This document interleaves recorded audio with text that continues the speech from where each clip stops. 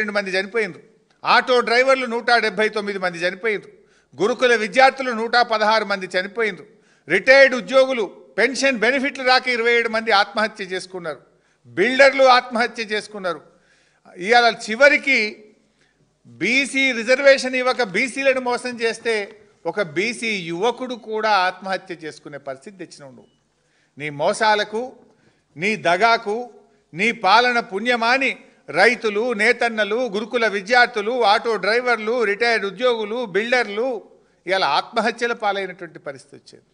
అసలు రోడ్డెక్కని వాళ్ళు ఎవరున్నారు? నీ పాలనలో జనరల్ ఏముండాలి? పాలన 3 పువ్వులు 6 కాయలుగా కొనసాగాలనుకుంటారు. రేవంత్ పాలనలో 3 ధర్నాలు 6 అరెస్టులుగా జరుగుతూ ఉంది. ధర్నాలు చేయని వాళ్ళు ఉన్నారా? రోడ్డెక్కని వర్గం ఉందా అని అడుగుతున్నా.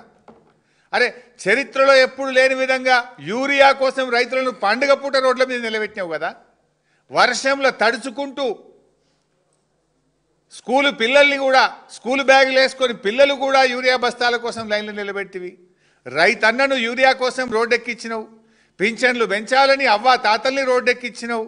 స్కాలర్షిప్లు, ఫీజు రియంబర్స్మెంట్లు ఇవ్వాలని ఎస్సీ ఎస్టీ బీసీ పిల్లల్ని రోడ్డెక్కించినావు. అరే, పురుగులన్నం మాకొద్దని గురుకుల పిల్లలు హైవేల మీద రోడ్డెక్కి ధర్నాలు చేసే పరిస్థితి తెచ్చినావు. రుణమాఫీ కోసం, రైతు బంధు కోసం, విత్తనాల కోసం రైతుల్ని రోడ్డెక్కించినావు. మా డిఏలు ఇవ్వండి, మా పిఆర్సీలు ఇవ్వండి అని ఉద్యోగులు నల్ల బ్యాడ్జీలు పెట్టుకొని నిరసనలు చెప్పే పరిస్థితి తెచ్చినావు. ఇవాళ గ్రామ పంచాయతీ సిబ్బంది మా జీతాలు ఇవ్వండి, ట్రాక్టర్ల డీజిల్కు పైసలు లేవని పంచాయతీ సెక్రటరీలు, గ్రామ పంచాయతీ వర్కర్లు రోడ్డెక్కిండ్రు. ఆశాలు, అంగన్వాడీలు, ఏఎన్ఎంలు ఇచ్చిన మాట అమలు చేయాలని వాళ్ళు కూడా కోటికాడికి వచ్చి ధర్నాలు చేస్తే వాళ్ళను మగ పోలీసులతో కొట్టించినవు, అరెస్టులు చేయించినవు. ఫార్మా కంపెనీలకు వ్యతిరేకంగా లగచెర్ల, జహీరాబాద్ పలు చోట్ల పల్లె ప్రజలు రోడ్లెక్కిన పరిస్థితి వచ్చింది. ఇండ్లు కూలగొట్టొద్దని హైడ్రా బాధితులు రోడ్డెక్కి లబో దిబోమని జేసీబీలు ప్రొక్లైన్లకు అడ్డంగా పడుకునే పరిస్థితి తెచ్చినవు. అసలు దేశంలో ఎక్కడ లేని విధంగా కాంట్రాక్టర్లు వచ్చి ఫైనాన్స్ డిపార్ట్మెంట్ ధర్నాలు చేపించి సెక్రటరేట్ ముందు రోడ్డెక్కిచ్చినావు. అసలు నువ్వు రోడ్డెక్కించింది ఎవరిని? నువ్వు జరుపుకోవాల్సింది విజయోత్సవాలు కాదు, అపజయోత్సవాలు జరుపుకోవాలి. నువ్వు రాష్ట్ర ప్రజలకు క్షమాపణ చెప్పాలి.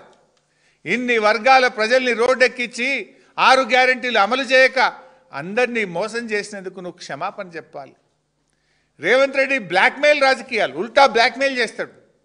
ఎవరైనా న్యాయం అడిగితే, రావాల్సిన డబ్బులు అడిగితే వాళ్ళని బ్లాక్మెయిల్ చేస్తాడు. ఈ first time in the history of the state. బాధ ఉంటే పిలిచి మాట్లాడతారు, సమస్యను పరిష్కరిస్తారు. ఇవాళ కాకపోతే రేపిస్తామంటారు. కానీ రేవంత్ రెడ్డిది అంతా ఉల్టా.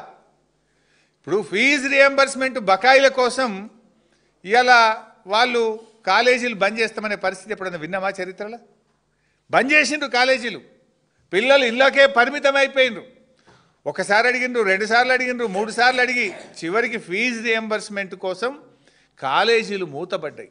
మూతబడితే రేవంత్ రెడ్డి బ్లాక్మెయిల్ ఏంటంటే పోలీసు వాళ్ళని కాలేజీలకు దోలుతాడు, విజిలెన్స్ వాళ్ళని కాలేజీలకు దోడి కాలేజీ యాజమాన్యాల మీద కేసులు పెట్టాడు. అరే, ఆరోగ్యశ్రీ బకాయిలు ఇవ్వండి అని ఆసుపత్రులలో దరఖాస్తు పెట్టి దండం పెట్టి మొరబెట్టుకున్నా నువ్వు కనికరించలేదు. ఇక మేము బంద్ చేస్తాం ఆరోగ్యశ్రీ సేవలంటే ఆసుపత్రుల మీద పోలీసుల దాడులు, విజిలెన్స్ దాడులు, వైద్య ఆరోగ్య శాఖతో దాడులు చేపిస్తాడు. కాంట్రాక్టర్లు ఎవడన్నా చిన్న చిన్న కాంట్రాక్టర్లు మా బిల్లులు ఇవ్వమని ధర్నా చేస్తే వాళ్ళ చేసిన పనుల మీద విజిలెన్స్ ఎంక్వైరీలు పెట్టిస్తాడు. ఉద్యోగ సంఘ నాయకులు అరే మా డిఏ ఏది, మా పిఆర్సీ ఏది, మా పెన్షన్ బెనిఫిట్ లేదంటే వాళ్ళ మీద ఏసీబీ దాడులు చేపిస్తాడు. అంటే హక్కులు అడిగితే చివరిగా పోలీసులు, ఏపీఎస్పీ బెటాలియన్ పోలీసులు